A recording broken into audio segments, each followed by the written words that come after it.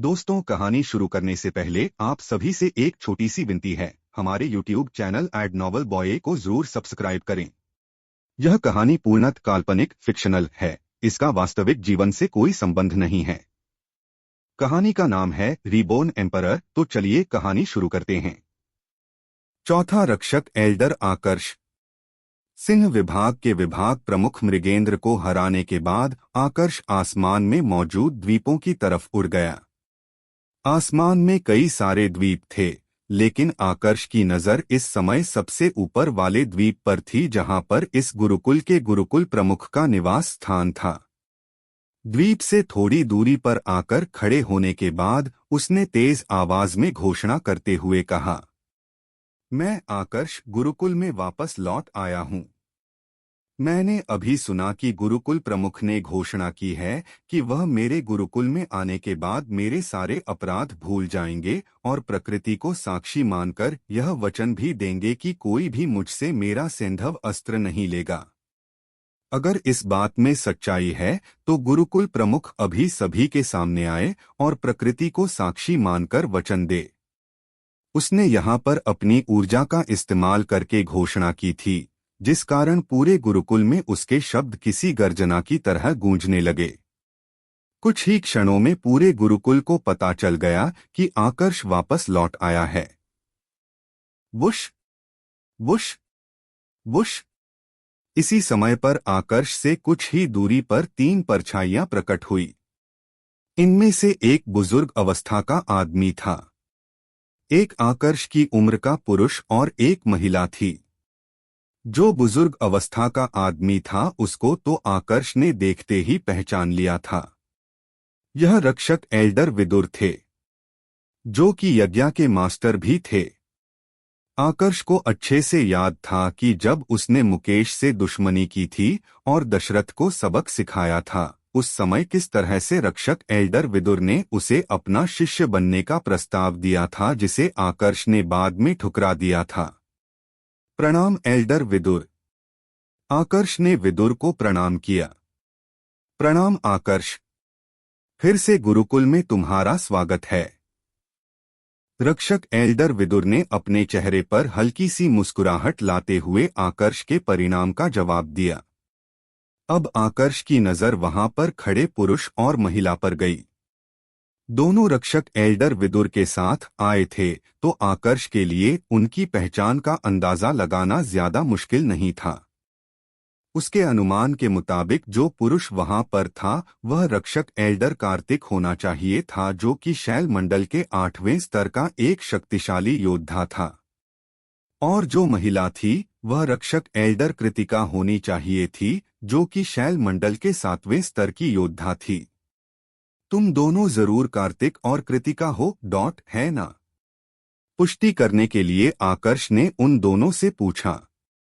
उसका यह सवाल सुनकर विदुर के चेहरे के भाव गंभीर हो गए। जहां तक उन्हें लग रहा था तो आकर्ष के इस सवाल में कहीं से भी सम्मान नहीं झलक रहा था। उन्हें डर था कि कहीं कार्तिक और कृतिका इस बात का बुरा ना मान ले। जिस बात का डर था वही हुआ। सवाल सुनते ही दोनों के चेहरे गुस्से से लाल होने लगे। मुझे तो लगा था कि ताकत के साथ तुम्हारे अंदर थोड़ी बहुत विनम्रता आएगी, लेकिन तुम तो बिल्कुल ही घमंड से भर गए हो। कृतिका ने गुस्से से भरे स्वर में आकर्ष से कहा। आकर्ष, यह दोनों मेरी ही तरह रक्षक एल्डर है। तुम्हें इनसे इस तरह से बात नहीं करनी चाहिए। रक्षक एल्डर विदुर ने भी ऊर्जा के द्वारा संदेश भेजकर आकर्ष को समझाने की कोशिश की, पर आकर्ष ने उन्हें कोई जवाब नहीं दिया। उसने उल्टा कृतिका की तरफ देखते हुए पूछा, तो मैंने क्या गलत पूछा? मैंने सिर्फ तुम दोनों से यही पूछा कि क्या तुम दोनों ही कार्तिक और कृतिका हो। अब इसमें सम्मान और घमंड कहाँ से आ गया? आकर्ष ने ऐसा जानबूझकर पूछा था, जिसके पीछे की वजह थी किसी और की मौजूदगी। कृतिका उसकी यह बात सुनकर गुस्से से पूरी तरह उबल पड़ी। अब उससे और ज्यादा सहन नहीं हुआ। उसने तुरंत अपनी ऊर्जा को सक्रिय किया और आकर्ष पर प्रहार करने के लिए आगे बढ़ी। यही तो आकर्ष चाहता था। उसने भी अपनी कवच श्रेणी की दिव्य योग्यता का इस्तेमाल करके अपने आगे एक कवच तैयार किया और फिर खुद से ही उस कवच पर एक जोर का प्रहार कर दिया। बैंग! तुरंत से कवच टूटकर आगे बढ़ने लगा और कृतिका से इतनी जोर से टकराया कि वह खुद धक्का खाकर पीछे चली गई। हैरानी की बात तो यह थी कि शुरू से लेकर अंत तक वह उस कवच को रोकने के लिए प्रतिक्रिया भी नहीं दे पाई थी। आकर्ष की रफ्तार इतनी ज्यादा तेज थी कि उसके कुछ करने से पहले ही उस पर प्रहार हो गया था। कृतिका का चेहरा तुरंत ही डर से पीला पड़ने लगा। वह बाकियों की तरह नहीं थी कि अब इसके आगे मुकाबला जारी रख के कुछ साबित करने की कोशिश करती। जिस रफ्तार से आकर्ष ने प्रहार किया था, यही साबित करने के लिए पर्याप्त था कि आकर्ष की ताकत उससे बहुत ज्यादा आगे है। देखा जाए तो अब यहीं पर मुकाबला खत्म हो चुका था, लेकिन आकर्ष अपने लक्ष्य तक नहीं पहुंचा था। इसलिए उसने अपनी तलवार निकाली और कृतिका पर प्रहार करने की कोशिश की। शांत हो जाओ आकर्ष! कृतिका काफी ज्यादा डर गई थी कि अब अपने आप को कैसे बचाएं। ठीक उसी समय पर आकर्ष सहित तीनों रक्षक एल्डरों को एक स्वर सुनाई दिया, जिसके बाद कृतिका की सांस में सांस आई। इसके तुरंत बाद कृतिका के आगे अचानक से एक कवच तैयार हो गया, जिसने आकर्ष के तलवार के प्रहार को रोक लिया। जब आकर्ष ने देखा कि उसका प्रहार रुक चुका है, तो उसके चेहरे पर एक हल्की सी मुस्कुराहट उभर आई। उसने अपनी तलवार को वापस से अपने शक्ति स्तंभ में रखा और बिल्कुल शांत होकर उस चौथे व्यक्ति के सभी के सामने आने का इंतजार करने लगा। उसको ज्यादा इंतजार नहीं करना पड़ा, क्योंकि जैसे ही उसकी तलवार गायब हुई, अगले ही पल सभी के सामने एक मध्य अवस्था का आदमी प्रकट हो गया। इस व्यक्ति की पहचान को लेकर तो आकर्ष को अंदाजा लगाने के लिए कोई जरूरत नहीं थी, क्योंकि वह पहचान चुका था कि यही गुरुकुल प्रमुख है। प्रणाम गुरुकुल प्रमुख! तीनों रक्षक एल्डरों ने एक साथ गुरुकुल प्रमुख को प्रणाम किया, लेकिन गुरुकुल प्रमुख ने उन पर ज्यादा ध्यान नहीं दिया। उन्होंने बस धीरे से अपना सिर हिलाकर तीनों के प्रणाम का जवाब दिया और फिर ध्यान से आकर्ष को देखने लगे। तुम्हें पहले से पता था कि मैं यहीं पर हूं और आखिरी समय पर सामने आऊंगा, इसीलिए तुमने वह जानलेवा प्रहार किया, है ना? गुरुकुल प्रमुख ने आकर्ष से सीधा सवाल किया। असल में वरिष्ठ पिनाक ने उसे काफी पहले ही सूचित कर दिया था कि उसके आसपास एक ऐसा योद्धा छुपा हुआ है, जिसका ऊर्जा स्तर शैल मंडल के 9वें स्तर में पहुंचा हुआ है। उसी क्षण आकर्ष को पता चल गया था कि यह गुरुकुल प्रमुख ही है, जो शायद छुपकर यह पता लगाने की कोशिश कर रहा है कि आकर्ष की क्षमता, उसकी प्रतिभा और उसकी ताकत कितनी है। कुछ ऐसा ही समझ लीजिए। आकर्ष ने कोई स्पष्ट जवाब नहीं दिया। अब सुनने में उसका जवाब काफी ज्यादा छोटा और सामान्य लग रहा था, लेकिन जब तीनों रक्षक एल्डरों ने उसका यह जवाब सुना तो तीनों के चेहरे आश्चर्य और डर के भाव से भर गए। केवल अब जाकर तीनों को समझ में आया था कि आकर्ष तो अभी तक अपनी पूरी ताकत का इस्तेमाल भी नहीं कर रहा था। अब इससे उनकी यह गलतफहमी भी दूर हो गई थी कि आकर्ष अभी भी ताकत के मामले में उनसे पीछे है। उल्टा अब तो उन्हें इस बात का पूरा विश्वास हो गया था कि कुछ समय पहले आकर्ष के बीरबल को खत्म करने की जो खबर फैली थी, वह कोई अफवाह नहीं बल्कि एक कड़वी सच्चाई थी। गुरुकुल प्रमुख का चेहरा भी इस समय आश्चर्य से भरा हुआ था। उसे भी उम्मीद नहीं थी कि आकर्ष इतना शक्तिशाली होगा। तुम्हारी ताकत प्रशंसनीय है आकर्ष। मेरे बुलावे पर तुम गुरुकुल में आए, मैं इससे काफी ज्यादा खुश हूं। तुम्हारी ताकत को देखते हुए मैं आज घोषणा करता हूं कि आज और अभी से तुम गुरुकुल के चौथे रक्षक एल्डर होगे। सिर्फ इतना ही नहीं, मैं प्रकृति को साक्षी मानकर यह वचन भी देता हूं कि इस गुरुकुल में कोई भी तुमसे तुम्हारा सिंधव अस्त्र लेने की कोशिश नहीं करेगा। अगर किसी ने ऐसी गलती की तो मैं खुद उसे सजा दूंगा। गुरुकुल प्रमुख ने घोषणा करते हुए कहा। उनकी आवाज ज्यादा तेज नहीं थी, जिस कारण सिर्फ वहीं पर खड़े लोग इस आवाज को सुन पा रहे थे। बहुत बहुत बधाई हो रक्षक एल्डर आकर्ष। उनकी घोषणा के पूरा होते ही तुरंत से तीनों रक्षक एल्डरों की तरफ से उसको शुभकामनाएं मिलने लगी।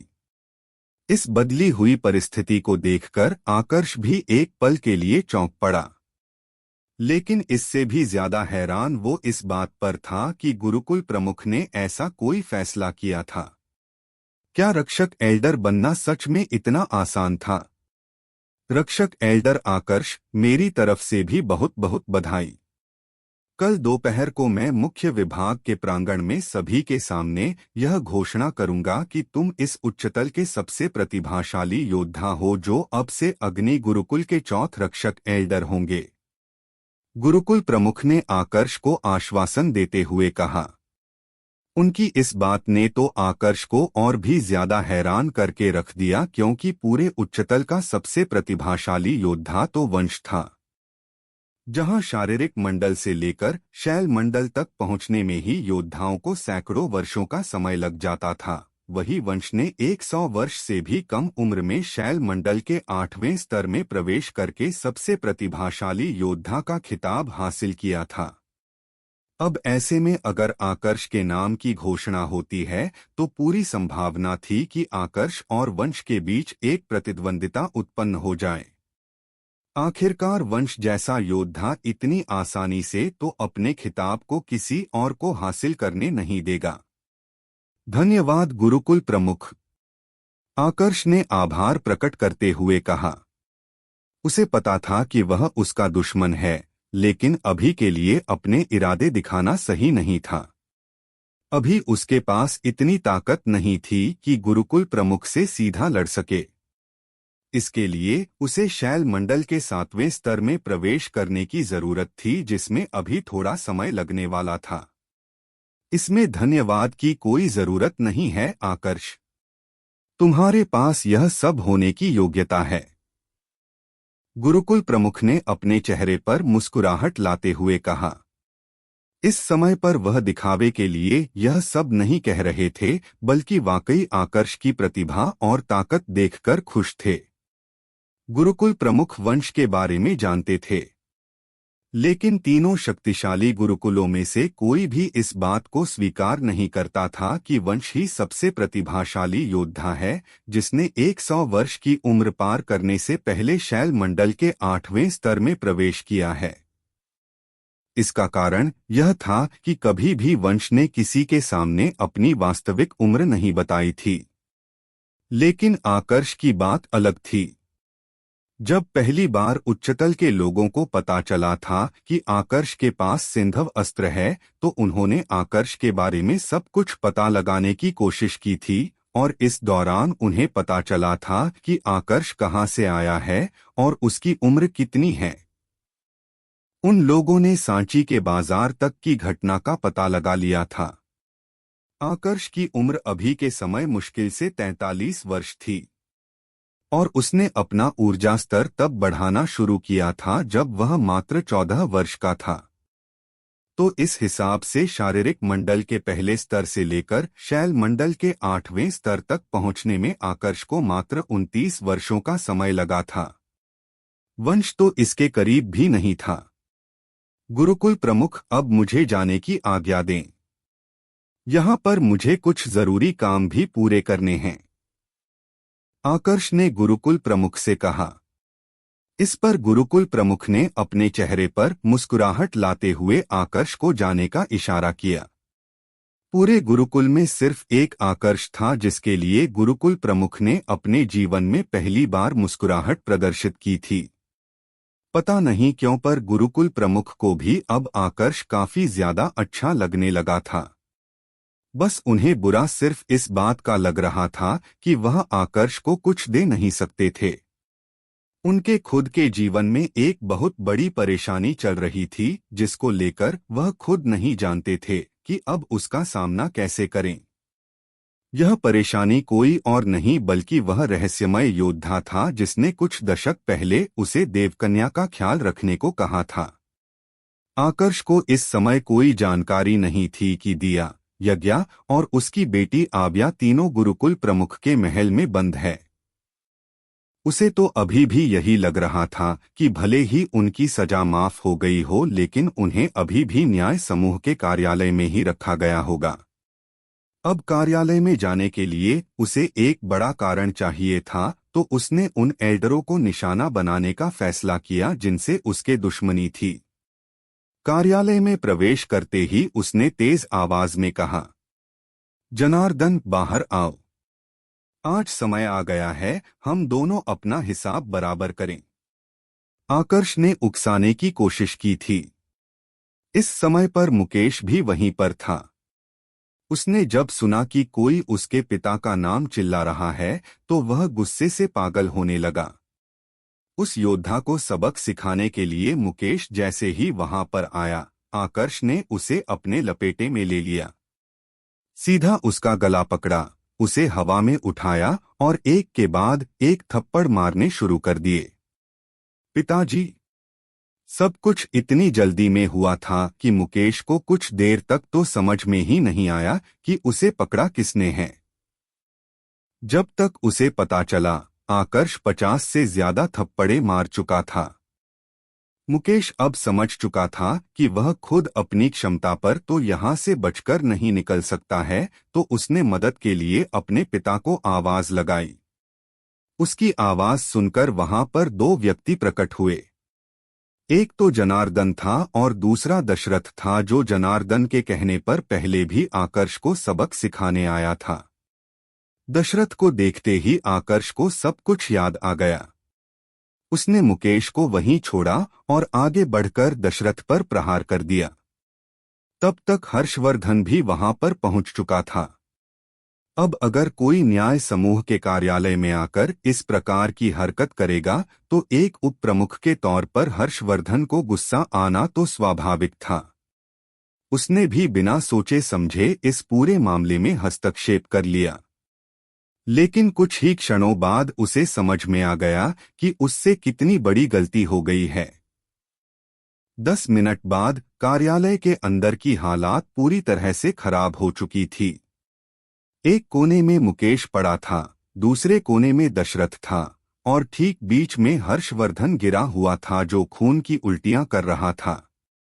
उसके आगे आकर्ष बैठा हुआ था, जो अभी भी गुस्से से उबल रहा था। कोई और धमकी देनी है? आकर्ष ने हर्षवर्धन के बाल पकड़े और उसका चेहरा ऊपर उठाया। हर्षवर्धन का चेहरा अधिकांश जगह से फूट चुका था। जगह जगह से खून निकल रहा था। यह पहली बार था जब किसी ने कार्यालय के भीतर आकर एल्डरों का ऐसा हाल किया था।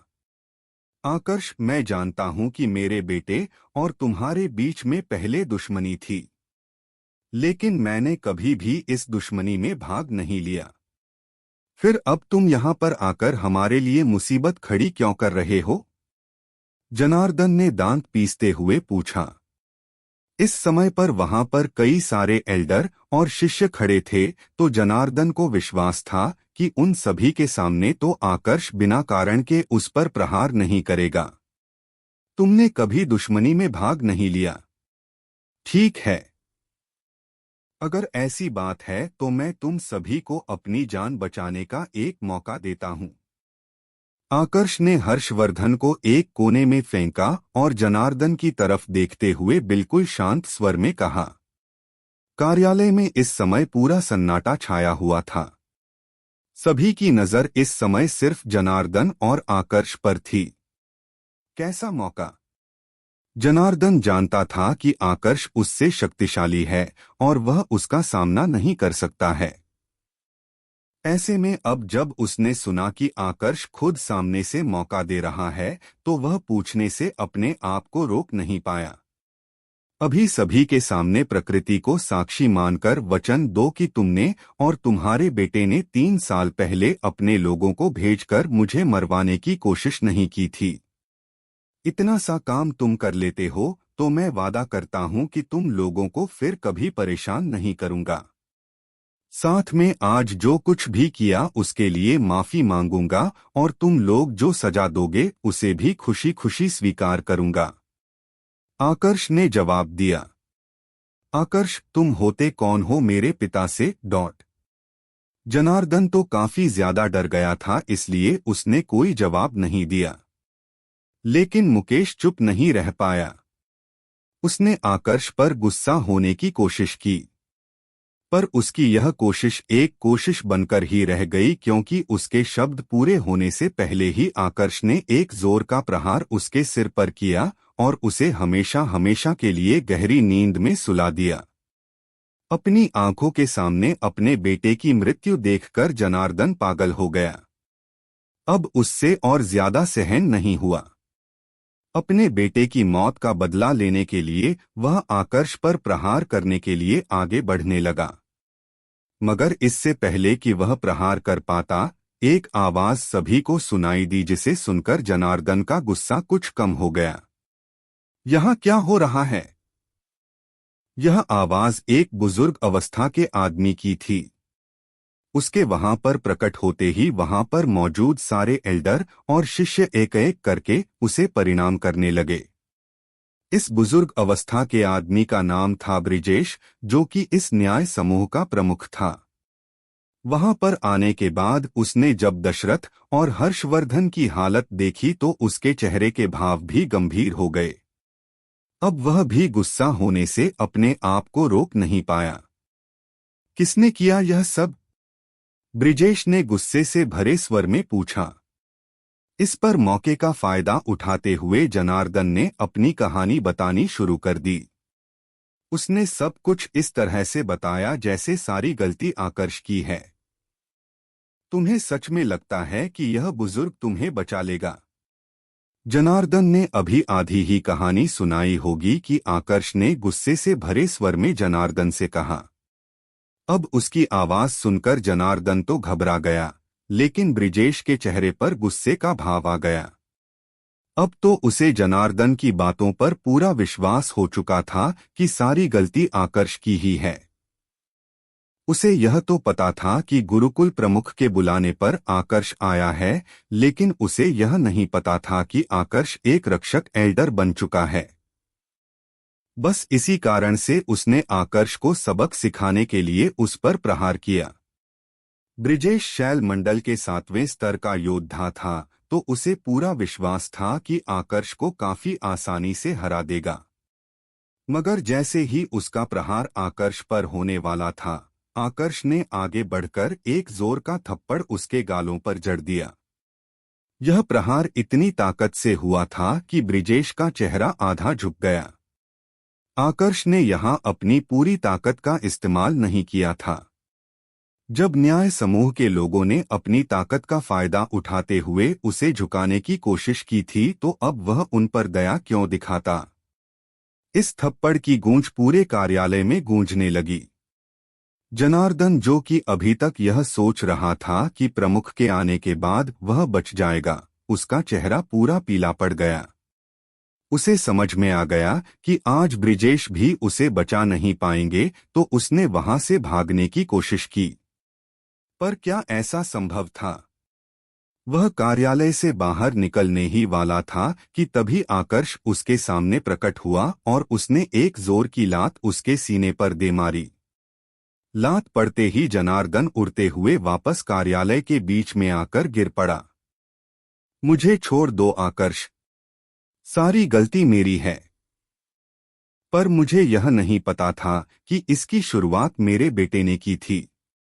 उसने बस मुझे यही बताया कि तुमने उसे परेशान किया, तो एक पिता होने के नाते मैंने बस उसके लिए उसका पक्ष लेने की कोशिश की। जो भी हुआ उसके लिए मैं शर्मिंदा हूं।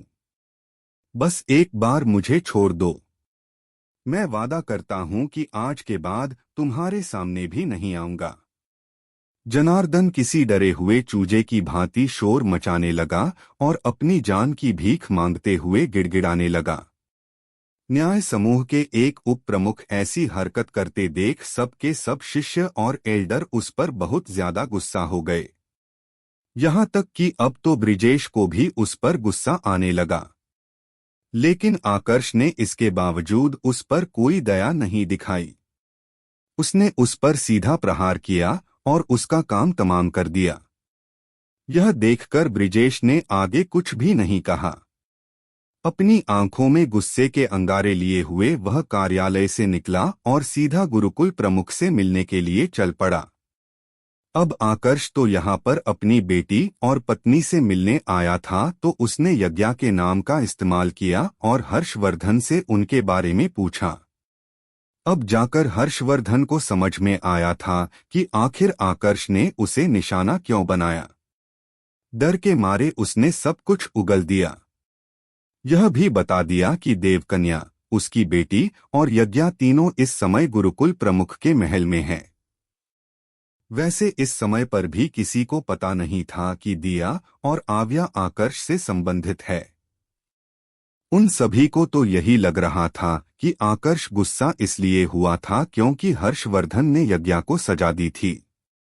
यह पता चलते ही कि उसकी पत्नी और बेटी गुरुकुल प्रमुख के महल में है, आकर्ष ने भी आगे न्याय समूह के कार्यालय में कोई तमाशा नहीं किया और गुरुकुल प्रमुख से मिलने के लिए उनके महल की तरफ रवाना हो गया।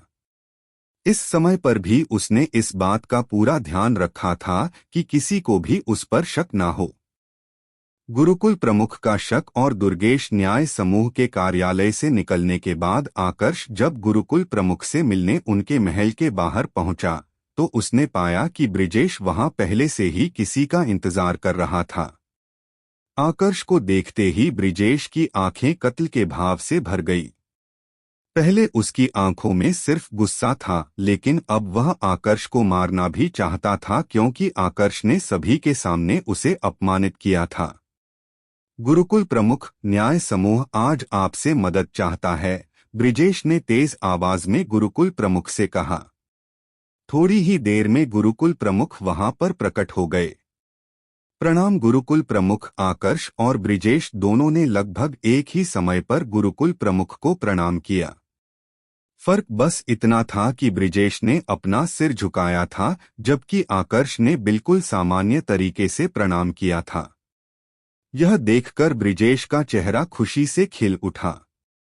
उसे लगने लगा कि अब गुरुकुल प्रमुख आकर्ष की इस हरकत के लिए उसे सजा देंगे, लेकिन ऐसा कुछ भी नहीं हुआ। उल्टा गुरुकुल प्रमुख ने तो सबसे पहले आकर्ष के प्रणाम का जवाब दिया। यह देखकर ब्रिजेश के मन में कुछ शंका उत्पन्न होने लगी। बधाई हो समूह प्रमुख ब्रिजेश, अपने सफलतापूर्वक शैल मंडल के 7वें स्तर में प्रवेश कर लिया है, जो हमारे लिए और गुरुकुल के लिए बहुत बड़ी बात है। गुरुकुल का नियम कहता है कि अगर कोई योद्धा शैल मंडल के 7वें स्तर में प्रवेश कर ले तो वह गुरुकुल का रक्षक एल्डर बन सकता है। आप इस श्रेणी में प्रवेश कर चुके हैं, तो अब से आप गुरुकुल के 5वें रक्षक एल्डर होंगे, गुरुकुल प्रमुख ने ब्रिजेश की तरफ देखते हुए कहा।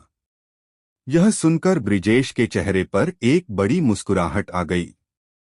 काफी वर्षों से वह इसी पद के लिए मेहनत कर रहे थे। अग्नि गुरुकुल में अगर गुरुकुल प्रमुख के बाद सबसे ज्यादा ताकत किसी के पास होती थी तो वह गुरुकुल के रक्षक एल्डर के पास ही होती थी। उनके फैसलों पर कोई भी सवाल नहीं उठा सकता था सिवाय गुरुकुल प्रमुख के। यही ब्रिजेश की खुशी का कारण था।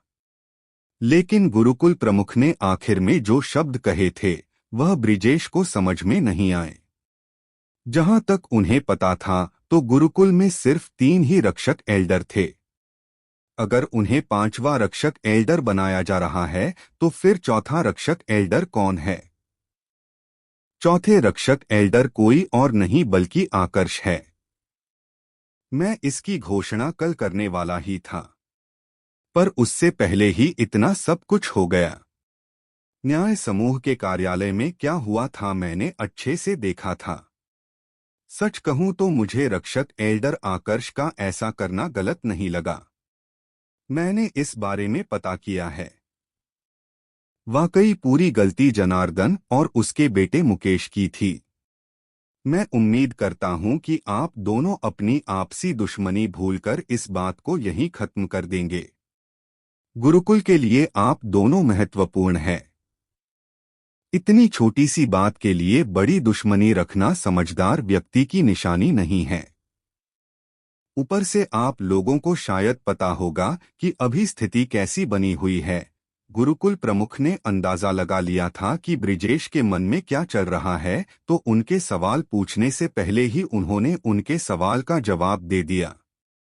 सिर्फ इतना ही नहीं, उन्होंने खुद अपने स्तर पर इस मामले को शांत करने की कोशिश की।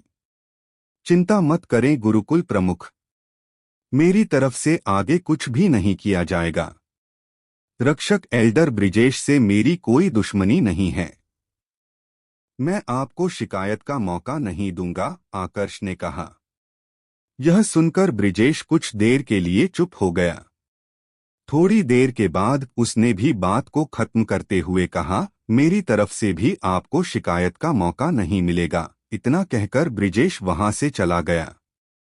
उसका इस तरह से वहां से जाना बताने के लिए पर्याप्त था कि भले ही वह आकर्ष के प्रति अपने मन में दुश्मनी ना रखें, लेकिन आज जो कुछ भी हुआ था उसे वह भूलने वाला नहीं था। गुरुकुल प्रमुख ने इसे देखा तो था, लेकिन उस पर ज्यादा ध्यान नहीं दिया। उन्होंने आकर्ष की तरफ देखते हुए पूछा, आपको देखकर लग रहा है कि आप किसी जरूरी काम से यहाँ पर आए हैं, रक्षक एल्डर आकर्ष। बताइए, आपको क्या जानना है? गुरुकुल प्रमुख, न्याय समूह के कार्यालय से मुझे पता चला कि यज्ञ आपके महल में है। क्या मैं उससे मिल सकता हूँ? आकर्ष ने अपने आने का कारण बताया। माफ करें, लेकिन अभी आप उससे नहीं मिल सकते। वह अभी गहरी साधना में है।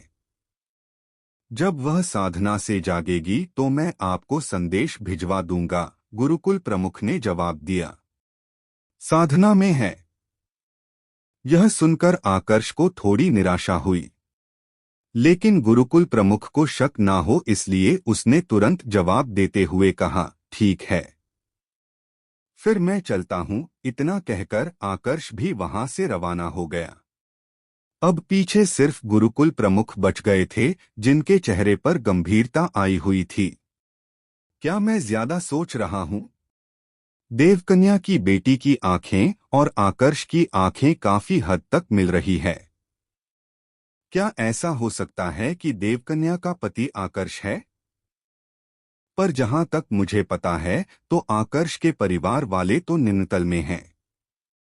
इसकी संभावना तो बहुत कम है।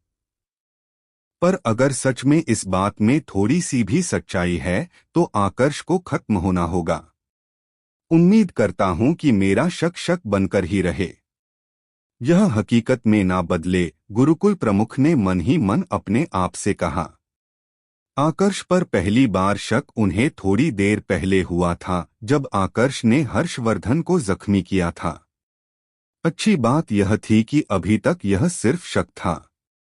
गुरुकुल प्रमुख चाहते तो आकर्ष से प्रकृति को साक्षी मानकर वचन दिलवा देते और सारी सच्चाई सामने आ जाती।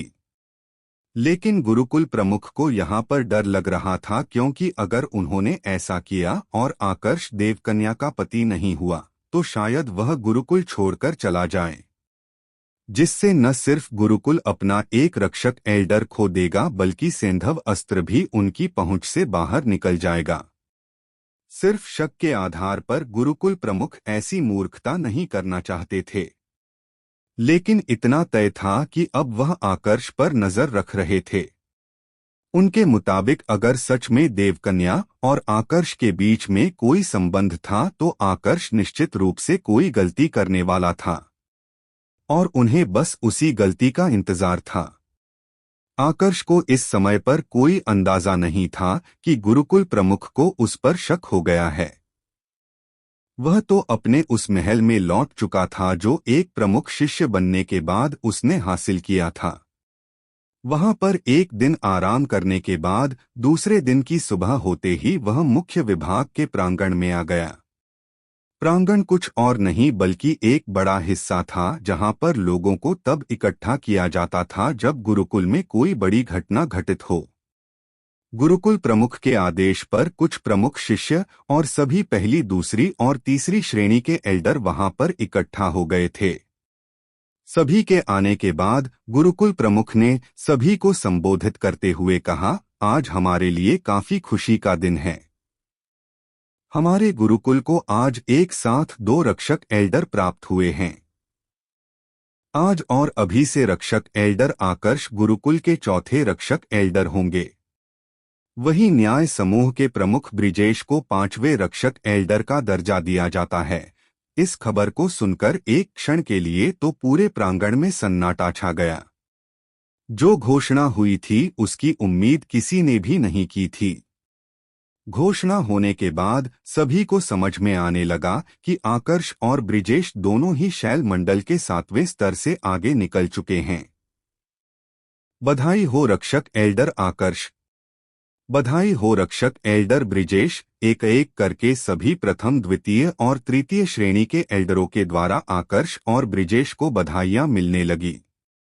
आकर्ष का जो लोग समर्थन कर रहे थे और उसके लिए खुश थे, उनमें सबसे आगे एल्डर विभीषण थे। वह भला खुश कैसे नहीं होते। आकर्ष को वह तब से जानते थे जब आकर्ष गुरुकुल में आया था। उन्हें आज भी अच्छे से याद था कि आकर्ष ने 2 बार उनसे मदद ली थी और दोनों बार ही वादा किया था कि समय आने पर वह उनकी मदद करेंगे। उस समय उन्हें इस बात की तो उम्मीद थी कि आगे चलकर यह मदद उनके बहुत काम आएगी, लेकिन उन्हें यह पता नहीं था कि आकर्ष इतनी जल्दी रक्षक एल्डर का पद हासिल कर लेगा। आज जाकर उन्हें इस बात की बहुत ज्यादा खुशी हो रही थी कि उन्होंने उस समय आकर्ष की मदद की। इस समय पर 2 और लोग भी वहां पर खड़े थे जो गुस्से से उबल रहे थे। इनमें से एक तो नाग विभाग के विभाग प्रमुख सुबाहु थे और दूसरा था उनका शिष्य अविनाश। अविनाश, जो कुछ हुआ उसके बारे में भूल जाओ। आज के बाद तुम आकर्ष से दुश्मनी नहीं रखोगे। जो हमारी क्षमता में था हम वह सब कुछ कर चुके हैं।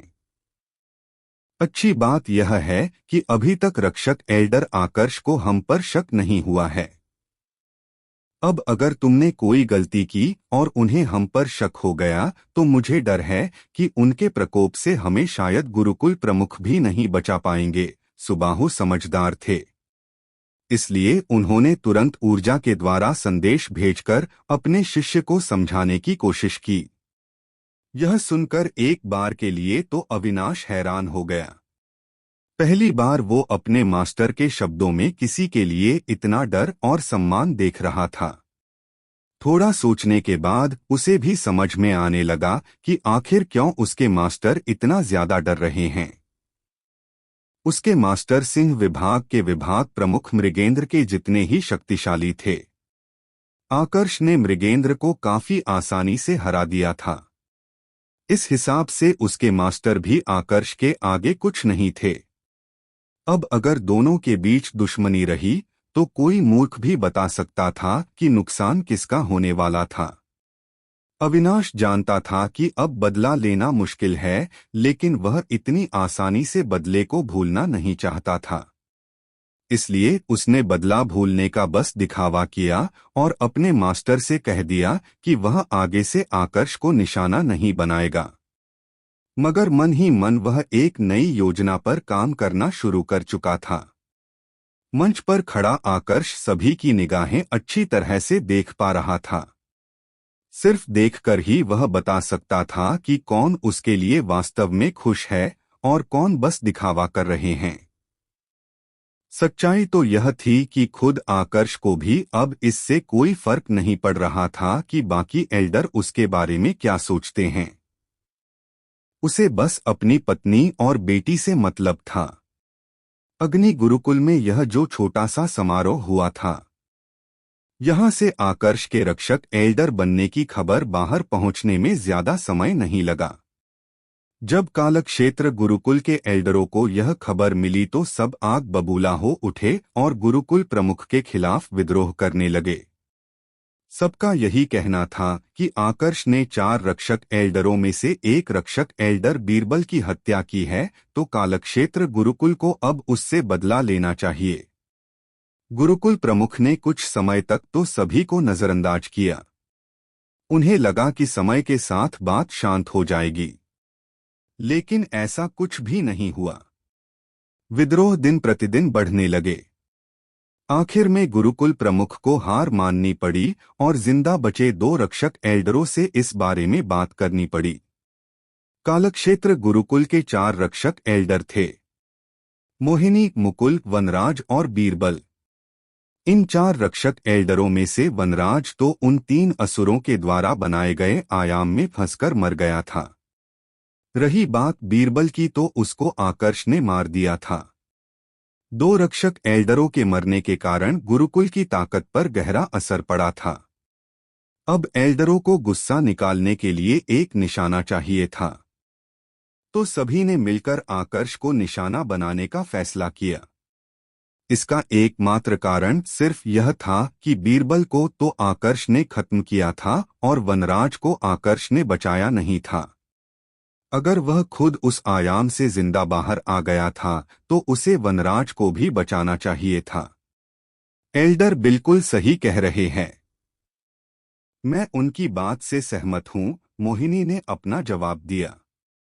दूसरा रक्षक एल्डर मुकुल मोहिनी पर मोहित था।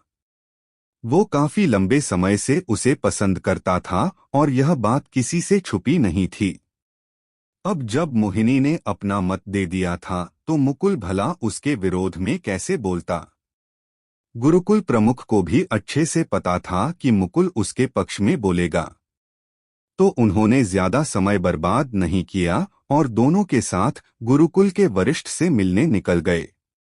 उनकी योजना कुछ ऐसी थी कि वरिष्ठ से मिलकर उनको अपने साथ चलने के लिए कहेंगे ताकि अग्नि गुरुकुल में जाकर आकर्ष को सबक सिखा सके, क्योंकि उनके पूरे गुरुकुल में सिर्फ एक ही व्यक्ति था जो अग्नि गुरुकुल के गुरुकुल प्रमुख का सामना कर सकता था, और वह था गुरुकुल का वरिष्ठ एल्डर। इस समय पर आकर्ष को इस बारे में कुछ भी पता नहीं था। उल्टा वह तो खुद एक दूसरी चिंता में फंसा हुआ था। गुरुकुल में एक खबर फैल चुकी थी कि गुरुकुल प्रमुख 3 महीने बाद देवकन्या की बेटी को खत्म करने वाले हैं। आकर्ष ने जब से यह खबर सुनी थी तब से वह काफी ज्यादा परेशान रहने लगा था। अच्छी बात यह थी कि वह बहुत समय से अपने घर में ही छुपा हुआ था, जिस कारण से कोई भी उसके चेहरे के भाव नहीं देख सकता था। 3 महीने कहीं से भी पर्याप्त नहीं है। अगर मैं 4थी मंजिल पर जाकर साधना करने बैठूं तो भी 6ठे स्तर की कड़ी को पार करके 7वें स्तर में प्रवेश नहीं कर पाऊंगा। नहीं, मुझे कोई दूसरा तरीका खोजना होगा जिससे कि गुरुकुल प्रमुख को हरा सकूं, चिंता से भरे स्वर में आकर्ष ने अपने आप से कहा। इस बारे में वह जितना ज्यादा सोच रहा था उसकी चिंता उतनी ही ज्यादा बढ़ रही थी। जो चीज उसको सबसे ज्यादा हताश कर रही थी वह यह थी कि इतनी वृद्धि करके बाद भी उसके पास ताकत पर्याप्त नहीं थी। काफी देर तक वह सोचता रहा, लेकिन उसे कोई भी ऐसा तरीका नहीं मिला जिससे कि गुरुकुल प्रमुख को हराया जा सकता था। आखिर में थककर वह एक जगह पर बैठ गया और ध्यान लगाने की कोशिश करने लगा, पर इसका भी कोई फायदा नहीं हुआ। जैसे ही वो आंखें बंद कर रहा था तुरंत से उसके सामने दिया का चेहरा प्रकट हो जा रहा था। मुझे बाहर जाकर ताजी हवा में कुछ समय बिताना चाहिए, एक गहरी सांस लेते हुए आकर्ष ने अपने आप से कहा और फिर अपने महल से बाहर निकलकर मुख्य विभाग में घूमने लगा। उसकी मनोदशा पहले से ही थोड़ी खराब थी। बेसुध होकर वो यहाँ वहाँ घूम ही रहा था कि तभी वह किसी से टकरा गया। जब उसने सामने वाले व्यक्ति को देखा तो एकदम से उसे ऐसा लगा जैसे उसके सारे भाव गुस्से में बदल रहे हैं और उसका ज्वालामुखी फूटने वाला है। एकदम से उसका गुस्सा चरम पर पहुंचने लगा और वह आवेग में आ गया। उसके सामने खड़ा व्यक्ति कोई और नहीं बल्कि आकांक्षा थी। वही आकांक्षा जिसने हर्षवर्धन के पास शिकायत की थी और उसके बाद दिया, यज्ञा और उसकी बेटी आव्या तीनों को बंदी बना लिया गया था। आवेग में आकर आकर्ष आकांक्षा पर प्रहार करने वाला ही था कि तभी आकांक्षा उसके सामने घुटनों के बल बैठ गई और माफी मांगने लगी। वह इस समय आकर्ष को रक्षक एल्डर कहकर संबोधित कर रही थी। वह इतनी सफाई से झूठ बोल रही थी कि कोई भी उसकी चाल में फंस जाता।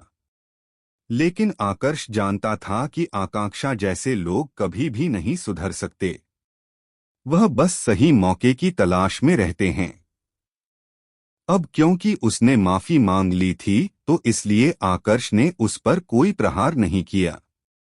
लेकिन इसका मतलब यह नहीं था कि वह उसे ऐसे ही छोड़ने वाला था। वह बिना कुछ कहे वहां से चला गया। यह देखकर आकांक्षा ने एक राहत की सांस ली, लेकिन उसकी आंखें कत्ल के भाव से भरी हुई थी। आकर्ष, मैं तुमसे भले ही बदला नहीं ले सकती, लेकिन तुम्हारी उस दोस्त यज्ञा के लिए तो परेशानी खड़ी कर सकती हूं ना, आकांक्षा ने मन ही मन अपने आप से कहा। इस समय पर उसे बिल्कुल भी अंदाजा नहीं था कि उसका चक्र मूल आकर्ष अवशोषित कर चुका है। जब से आकर्ष ने शैल मंडल के छठे स्तर में प्रवेश किया था, तब से उसकी आध्यात्मिक शक्ति इतनी शक्तिशाली हो गई थी कि वह शैल मंडल के चौथे स्तर और उससे नीचे के किसी भी स्तर के योद्धा के आत्मा मंडल में झांककर उसके चक्र मूल को अवशोषित कर सकता था, वह भी बिना उस योद्धा को भनक लगे। तुम्हें सच में लगता है कि तुम्हारे यह मगरमच्छ के आंसू और तुम्हारे यह झूठे शब्द मुझे फंसा सकते हैं? बड़ा शौक है ना तुम्हें दूसरों की शिकायत करने का और उनको नीचे गिराने का। देखते हैं तब तुम्हारी प्रतिक्रिया क्या होती है जब तुम्हें पता चलेगा कि तुम्हारा चक्र मूल भी छीन लिया गया है। वहां से निकलने के बाद आकर्ष ने मन ही मन अपने आप से कहा। आकर्ष के कालक्षेत्र गुरुकुल के रक्षक एल्डर बीरबल को मारने की खबर अब सप्तगिरी समुदाय तक भी पहुंच चुकी थी। बर्फीली पहाड़ी की चोटी पर इस समय मीरा और अन्वी दोनों आकर्ष के बारे में ही बातें कर रही थी। जब दोनों को पता चला कि आकर्ष शैल मंडल के 8वें स्तर में प्रवेश कर चुका है, तो दोनों के आश्चर्य की कोई सीमा नहीं रही। मीरा तो आकर्ष की तुलना सप्तगिरी समुदाय के पहले स्तंभ गुप्त स्तंभ के वारिस से भी करने लगी। अफसोस उसे इस समय पर यह पता नहीं था कि दोनों एक ही है। अरविंद, अरुण और वरुण भी इसी विषय पर चर्चा कर रहे थे। इस समय पर एक और महिला भी वहां पर खड़ी थी जो सभी से अलग लग रही थी। सप्तगिरी समुदाय में आए हुए उसे काफी ज्यादा समय हो गया था, लेकिन किसी भी वारिस से उसने अभी तक बात नहीं की थी। जब कभी भी वह बोलती थी तो उसके शब्द बहुत ही ज्यादा सीमित होते थे।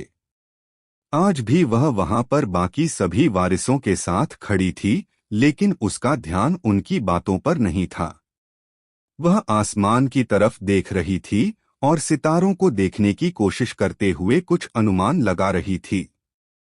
बाकी सब के लिए आसमान पूरा खाली था, लेकिन उसके लिए आसमान भविष्य देखने का एक स्रोत था। क्या वो फिर से होने वाला है? अचानक से उस महिला को कुछ दृश्य दिखाई दिए। इसके बाद वो थोड़ी डर गई। बिना किसी को कुछ बताए वह वहां से गायब हो गई। सभी ने उसके यह शब्द तो सुने थे, मगर किसी को भी कुछ समझ में नहीं आया कि आखिर उसके कहने का मतलब क्या था। यह महिला असल में महागुरु के त्रिकाल स्तंभ की वारिस थी। महागुरु की तरह वह भी भविष्य देखने में सक्षम थी। इसे क्या हुआ? अरविंद ने उलझन भरे स्वर में पूछा। मुझे कैसे पता होगा? अरुण ने जवाब दिया। छोड़ो उसे, वह वैसे भी हमसे ज्यादा बात नहीं करती। उल्टा जब भी कुछ बोलती है तो अपने मास्टर के जैसे पहेलियों में बातें करती है। जरूर उसने कोई दृश्य देखा होगा और अभी उसी के बारे में बताने के लिए अपने मास्टर के पास गई होगी, वरुण ने कहा। कुछ दिनों के बाद कुछ अग्नि गुरुकुल में कुछ बिन बुलाए मेहमानों ने कदम रखा। यह कुल 6 लोग थे। इनमें सबसे आगे एक बुजुर्ग अवस्था का आदमी चल रहा था, जिसके चेहरे पर गहरी झुर्रियां पड़ी हुई थी।